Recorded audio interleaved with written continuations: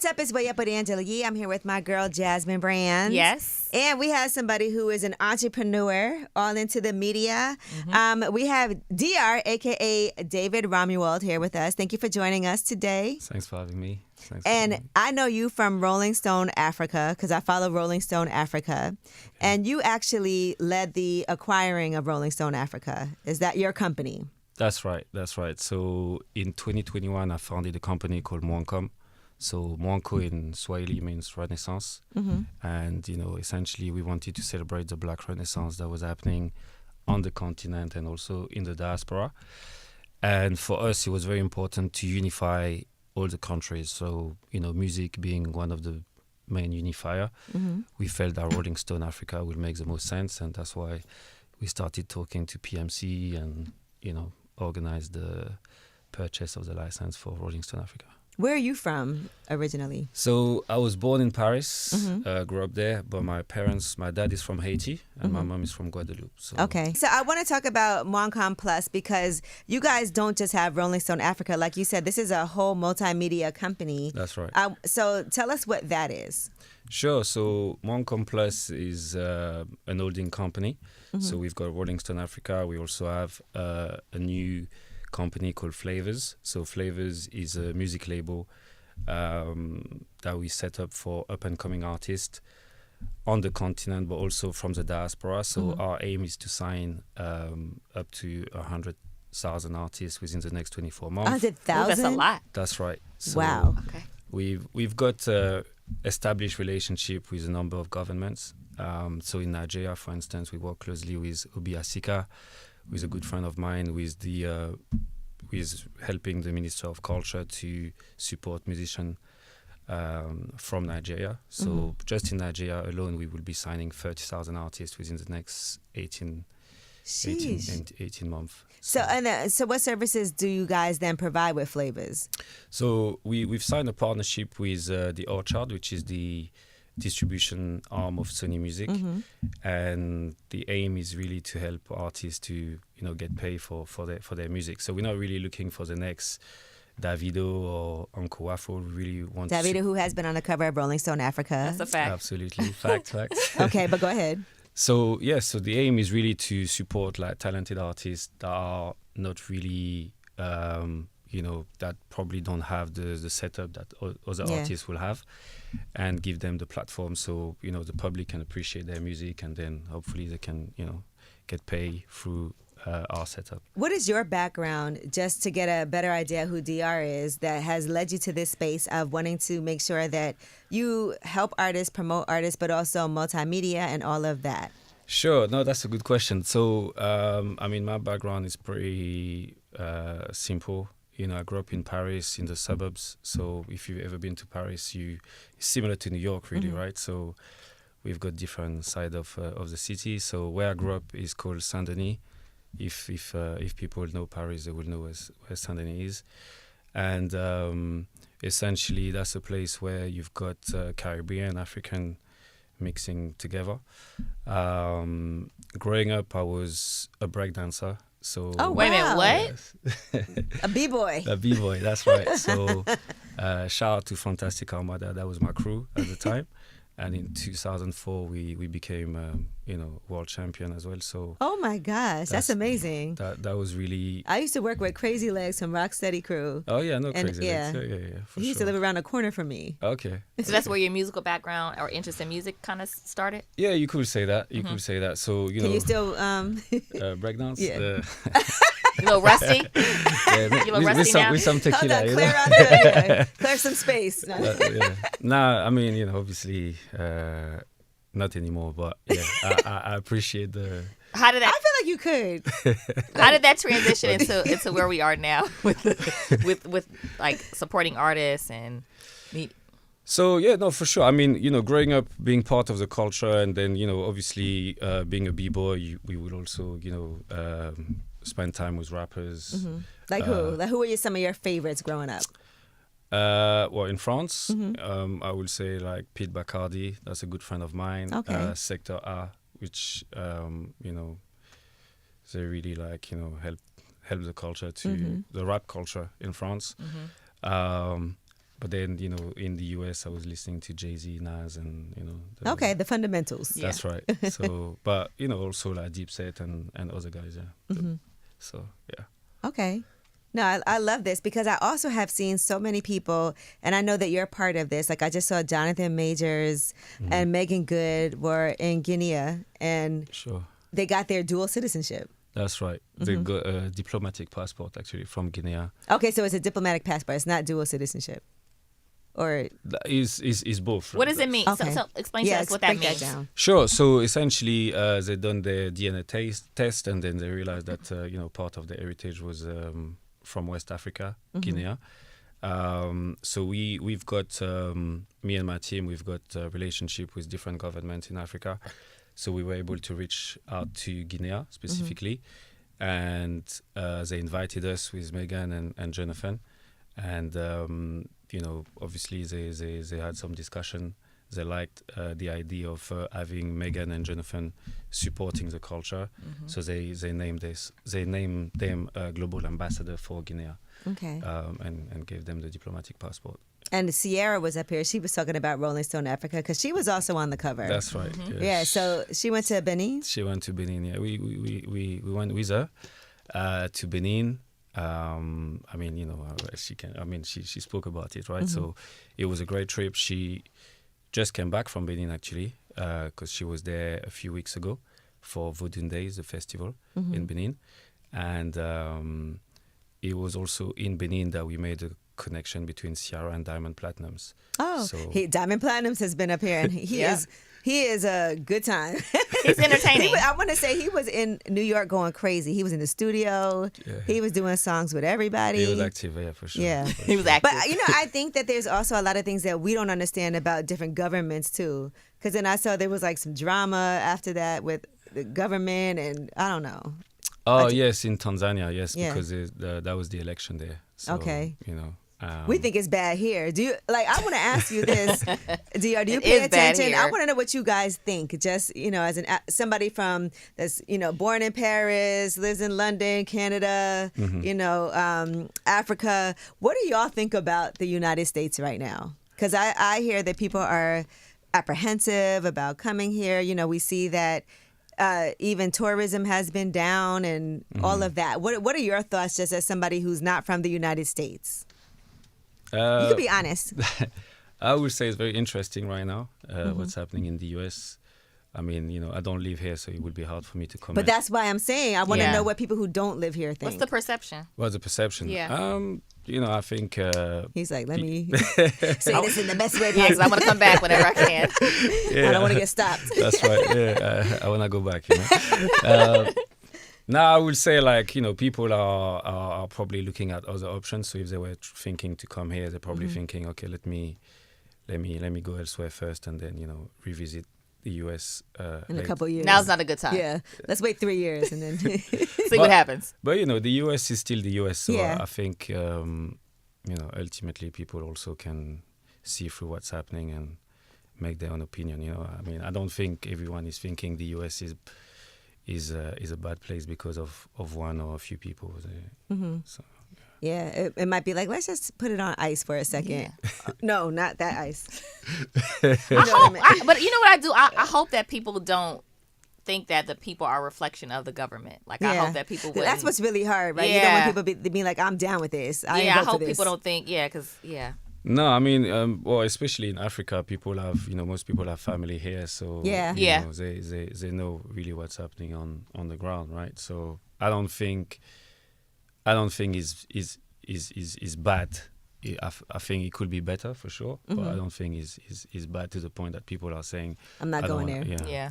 What do you think, now music industry wise, what are some things that you have seen as far as when you first got into this space to where we are now? Because the music landscape has changed so much as far as how we distribute artists, how artists are promoted, even media, right? Having Rolling Stone Africa. A lot of times with media and print and all of that, that's kind of like everything's moved to digital and Sure. and people want to do things like instantaneously. Yeah, so I would say especially with social media, people don't have patience. So you have to be very active, I would say, as a media.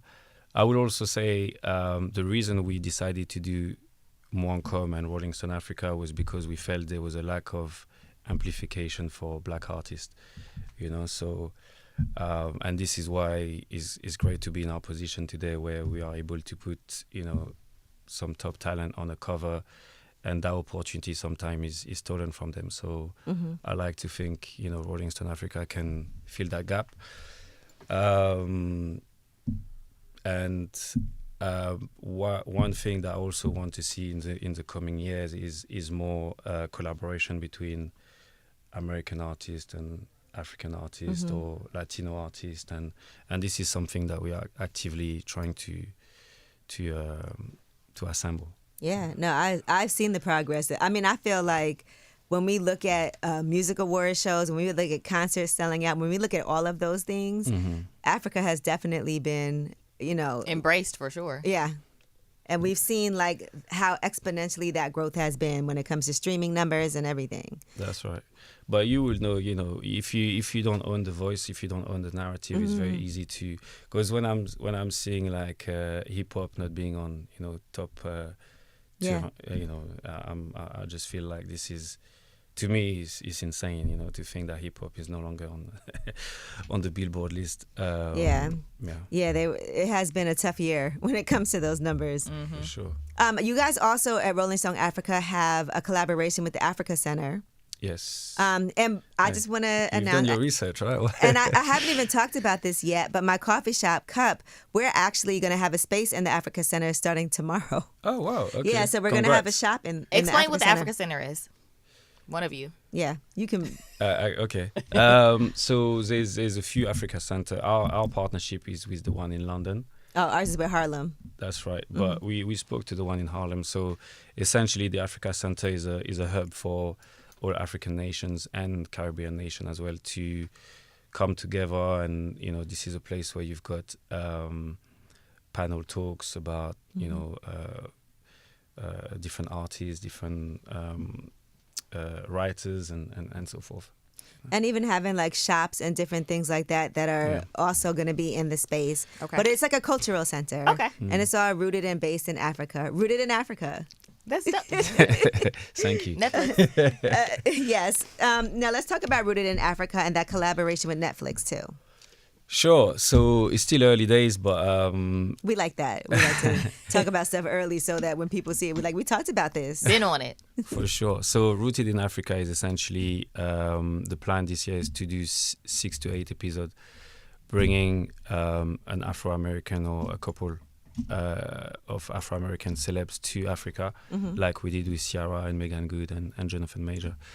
But this time, we want to record the whole journey. So from the DNA test to, hey, we're from this place, and then they leave the US and go to Africa, experiment the place, visit different historical places in the country, share some great time with the people, with the locals. So that's essentially what Rooted in Africa is going to be. How far along are you in that project? We've selected all the talents. Okay, can you tell us any other talent besides? No, TBD. She's like, dang, Jasmine Brand. Sorry. Breaking stories over here. Okay, so Okay, let's just say somebody. But you will know some of them, for sure. Oh, I know. I'm sure we would. I want to ask you this. Let's just say somebody is like, okay, I've never been to anywhere in the continent before, and I want to know if I'm going to go there for the first time. Where would you say this is like this is the map of where you should go just to kind of get. Yeah. I mean, it all depends what you're looking for, right? So break it down. So you've been to South Africa. So yeah, I've been in Johannesburg. Shout out to my girl Ingrid Best and I Best Wines. Yeah, she has an amazing South African wine. The best wine. Yeah. I've never been there, so where would I need to go, and where do I need to make sure I have to go to these places or experience these places there? Sure. So if you want to go to Africa, but then you still want to experience some Western culture, I would say South Africa is a good bet, I would say. The food amazing, clubs amazing. Okay. That's accommodations top tier. Okay. Now if you want Sold. to Sold. You're a great ambassador. So now That food, though, I just want to say she's a foodie. Yeah. When I tell you the food is so fresh, it tastes so much like you'll come back here and be like, I need to go back to South Africa just for that alone. That's Okay. right. That's Okay. right. Now, if you like fashion, if you want to experience like local music, I would say West Africa is probably the best place to go. So Nigeria, of course, but also Ghana. If you want to experiment West Africa, but not so developed like Nigeria and Ghana, I would recommend Sierra Leone, places like Guinea. Okay. Senegal is a beautiful place. I only went there recently. I fell in love with the place, from the local markets to the people, how things are organized, the architecture. It's a really good place. What about investing? Because I see a lot of people talking about investing. You're like, if you were going to say, okay, there's some, because I also think the education of that is important. Like For people sure. are looking and saying, oh, I saw this person saying they're investing here and this person is doing this development here. Where would you direct people if they want to get started? Okay, so I would say if you're looking for real estate investment, me personally, I will go East Africa. So Kenya, Tanzania, Uganda, it's off the ocean, Indian Ocean. So, beautiful scenery, beachfront, and, it's really nice. It's still accessible, I would say, with a $50,000 budget. You can, Oh, wow. you can get something. We lit, girl. We could run it up. Exactly. Yeah, I would say like East Africa I would recommend for real estate investment. Now, depending, if you're into, food and restaurant, I would say West Africa is a good place. They love to go out, so investing into a restaurant will make sense, or a hotel will make sense as well. Ingrid is doing well in South Africa with wine, so I definitely feel like there's more to be done there. What I love is that she's out there right now. When she goes, she'll be there for like a month or two. I know that's right. And she do not ever want to come back. I know. She enjoys it so much. Now, not only are you working closely here in the United States, but you're also working with places like Colombia. Yes. When it comes to music. Can you break that down? Sure. So, I don't know if you know this, but the first black VP in South America is the VP of Colombia, Miss Francia Vasquez.